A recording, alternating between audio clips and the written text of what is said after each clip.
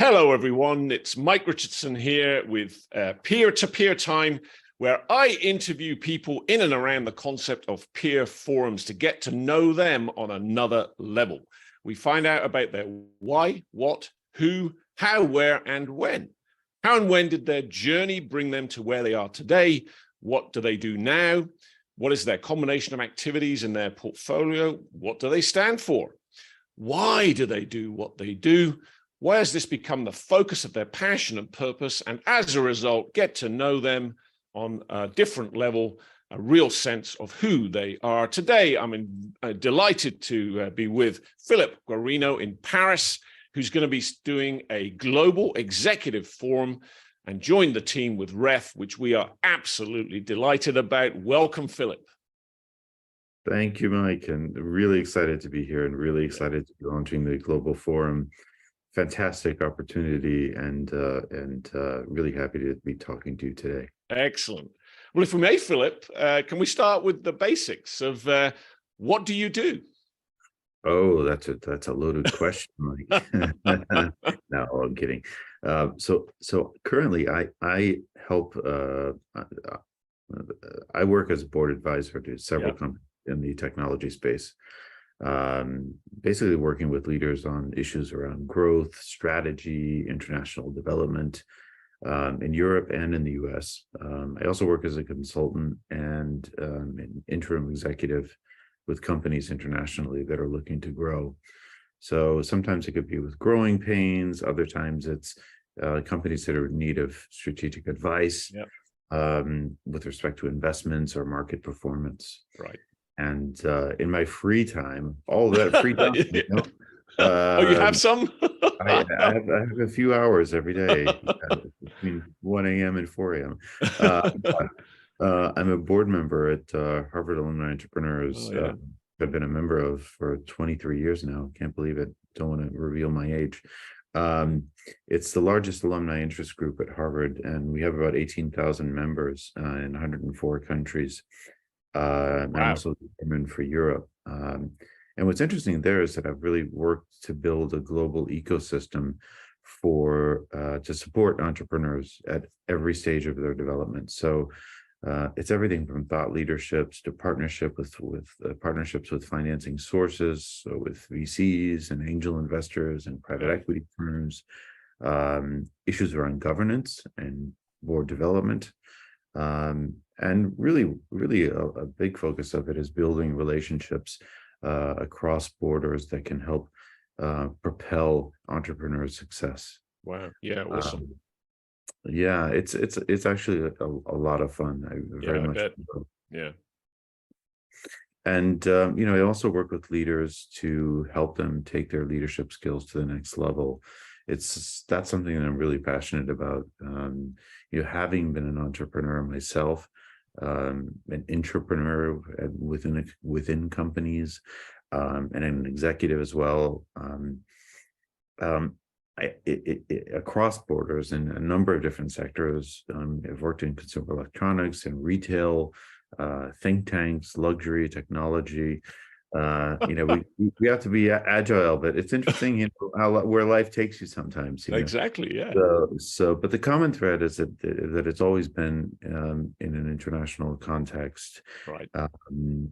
Being on the road constantly, across time zones, languages, cultures, and I really absolutely love the complexity. Challenging sometimes, of course, with the different dynamics and realities. I've been in the shoes of a lot of these entrepreneurs and a lot of these business owners, and I know what the challenges are. I've lived them personally, professionally. So I find working with them extremely gratifying. Yeah, it's one of the most important aspects, everybody. We love it when we find people like Philip who want to come on board the REF team. And in many ways, they've sat in the seat that you are sat in. They've walked in your shoes in some way, shape, or form because they truly intimately understand the challenges. So tell us a bit more about that, would you, Philip?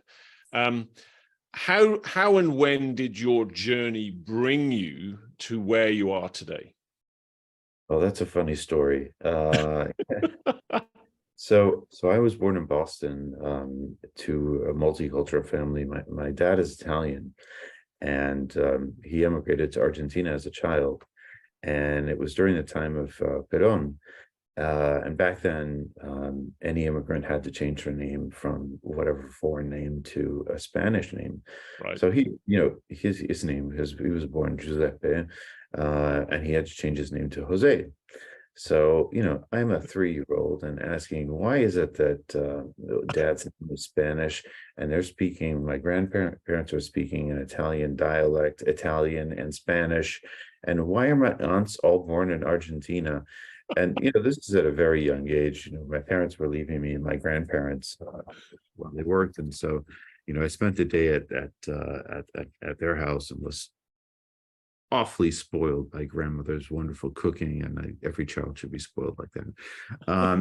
And it's really funny. My mom recently uncovered a picture of me. I was age 4, and with a globe pointing at different countries. So I really do think that it was kind of funny to see that, because I actually remember my little hideaway space in my grandmother's house where have my maps and things. And so I think A man of the world at a very young age. yeah, right, exactly. So it was funny. But I do think my upbringing was the initial spark. I then really discovered a passion for languages. I mean, I speak 5 languages, including English. Portuguese is getting a little rusty these days. Time to get back to Brazil. But I was a pretty voracious student of languages, and did my undergrad at Harvard in international relations. Fantastic experience, and my first job was with Bose music systems. And wonderful experience, at 23 years old to be put in that position. Basically, they had abandoned the markets for since the 1970s, and my job was really to go in and revitalize, rebuild relationships, rationalize, and at the time the business was something like 300K, and it was minimal. Right. And in a matter of 3 years, we turned that around to a $13 million business. Wow. And so it was really fantastic working across like 25 different countries, different economic challenges. Yep. Fantastic experience. So I left after 3 years, and I did my MBA at Wharton in multinational and entrepreneurial management. And then went back to Bose to work on more strategic projects, which was a lot of fun. Excellent. And yeah, it was a lot of fun. And but that entrepreneurial itch just caught me, and so I left and started a few different ventures, always in an international context. The first one was being the first retailer for an Italian, one of the top 2 Italian luxury kitchen design firms, which was entirely out of my thing, totally driven by my passion for architecture and food, and then later as a consultant to U.S. tech firms that are looking to expand internationally. And with some consumer insight firms looking to expand into Europe. And then most recently with an AI firm that worked with firms to predict consumer demand and look at marketing efficacy, the efficacy of marketing campaigns. Wow. Yeah. I bet that was interesting, being on the leading edge of artificial intelligence. Wow, that's fantastic. And so, wow, what a story! I love it. Yeah, well, it's fun.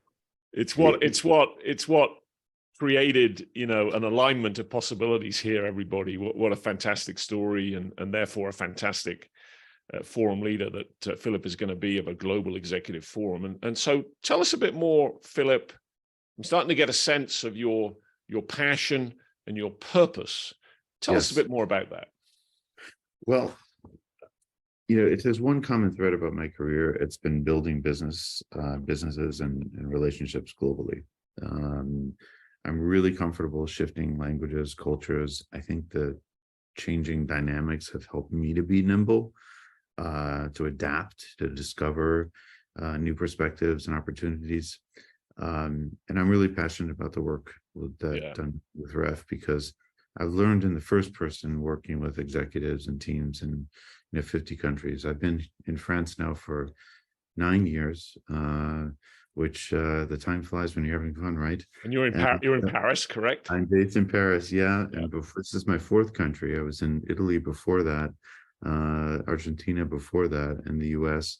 Been a pretty avid traveler. So I think I'm over 130 country marks. I know it's like, wow, I was trying to count up and think, whoa, how do you get to 130? I thought I'd been to a lot, but not 130. Wow, yeah, that's it's amazing. Fun.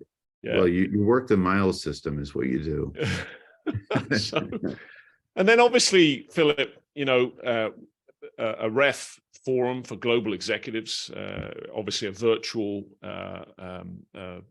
forum with potentially some physical, face-to-face aspects in the mix, over time. And everybody, our headline, tagline, concept that drives everything that we do in REF is what we call collective intelligence. It's the coming together of human intelligence and artificial intelligence, and putting it together as collective intelligence that can achieve things that neither can achieve alone, human intelligence or artificial intelligence. And so that's our drive and our purpose and our passion. And tell us a little bit more, Philip, about how that aligns with you and your purpose and your passion around collective intelligence. Well, it's interesting. That's an interesting question. For me, collective intelligence, and the more that I learned about REF, the more I became very, very much felt like it very much aligned with my vision. I see collective intelligence not just as an intellectual construct. It's really been it's a real thing. It's been a transformative part of my career and of my journey. My entire career has been propelled by building relationships, from learning from others, and all of that. The sum of that has been invaluable. Constant learning, sharing, challenging beliefs across different countries and cultures. Sometimes that can be daunting, but it can also be a tremendously inspirational and game changing. So I really feel like it's a must for leaders. And it's easy to plug along, I think, when you're traveling nonstop and you have multiple responsibilities, and you're on the next 12-hour flight somewhere. But I think executives can easily miss out on the magic of connecting and of constant learning, which is why I really think the Global Forum offering is so special. And coming up with an opportunity for global executives who are challenged that way, constantly on the move. We've both been there. I've certainly been there. I know how hard that is. Offering them an option here to be part of a global executive forum, to make sure that they don't miss out on the peer forum experience. It's the category of peer forums, everybody, has exploded over recent decades. Yes. As far back as 50, 60, 70 years ago is actually when the category first started to emerge. But over the last 2-3 decades, it's exploded. REF, indeed, has been around for 30 years next year. And whilst the category of peer forums as a leadership development option has now become very large, there are often pillars of leadership that are underserved. Yes. Such as global executives who are on the move all the time. And so we in REF Everybody, and Philip and I, are dedicated to changing that. And so watch this space. We're really excited to have Philip on the team, starting his global executive forum which will be a virtual experience with some face-to-face aspects in the mix as we go down the path here. So there you have it, everybody. We got to know Philip Guarino on another level today. We got a real sense of who he is, what he stands for, and the work that he loves. Thank you so much for joining us, Philip. Thank you so much, Mike.